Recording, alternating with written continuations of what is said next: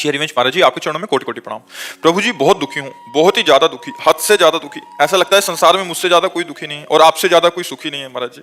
महाराज जी नहीं यार, हमारी तो दोनों किडनी फेल है यार। आप मन से बहुत सुखी हो, मुझे नहीं लगता दुनिया में आपके जैसा कोई सुखी होगा, खुश होगा। आखिर ये बात तो मानते हैं इसलिए मानते हैं कि हमारा मन एक ही रास्ता पकड़े हुए है, श्री जी के चरणों की तरफ, और उनकी कृपा से बस उन्हीं की तरफ बढ़ता रहे। और वो है आनंद स्वरूप, वो है परमानंद स्वरूप, वो है प्रेमानंद स्वरूप। तो वही आनंद अंदर स्फुरित होता रहता है।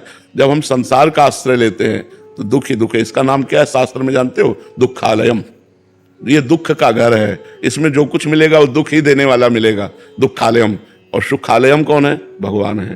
तो हम अपने मन को यदि भगवान में लगा पावे तो हम सुखी हो जाए। सच्ची बात मानो, सब सुख आ जाएंगे, लोक पर लोक की सब सुविधाएं आ जाएंगी, सब सुख आ जाएंगे। जब आप भगवान का भजन करोगे तो सब सुख आ जाएंगे।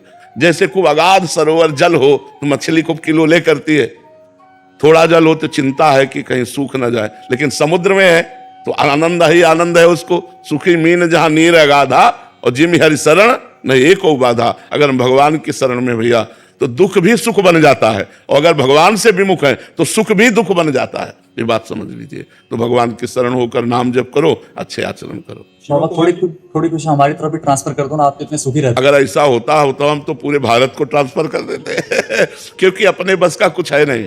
तुम्हारी समझ से तुम्हें सुख मिलेगा और तुम्हारी समझ से तुम्हें दुख मिलेगा।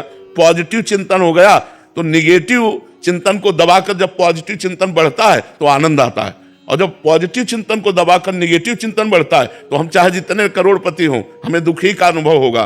तो ये पॉजिटिव चिंतन जो है ये भगवान के भजन से आता है। शास्त्र स्वाध्याय, भगवान का भजन, परोपकार, तीर्थयाटन, दान पुण्य जब हम करते हैं तो हमारा हृदय पवित्र होता है, तो दुख में भी सुख ढूंढ लेता है।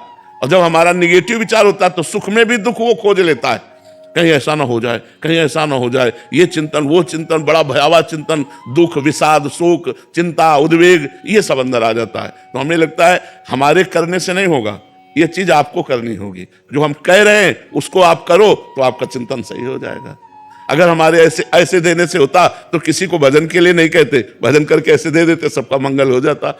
वैसे संत जन तो कहते ही रहते हैं, सर्वे भवन्तु सुखिनः, सर्वे सन्तु निरामया, सर्वे भद्राणि पश्यन्तु मा कश्चित् दुख भाग भवेत्। किसी को दुख ना हो, सब सुखी रहें, सब स्वस्थ रहें। पर सब हैं क्या?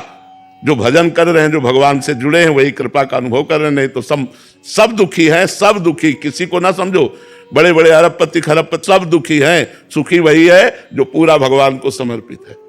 समझ पा रहे? तो समर्पण करो और नाम जप करो।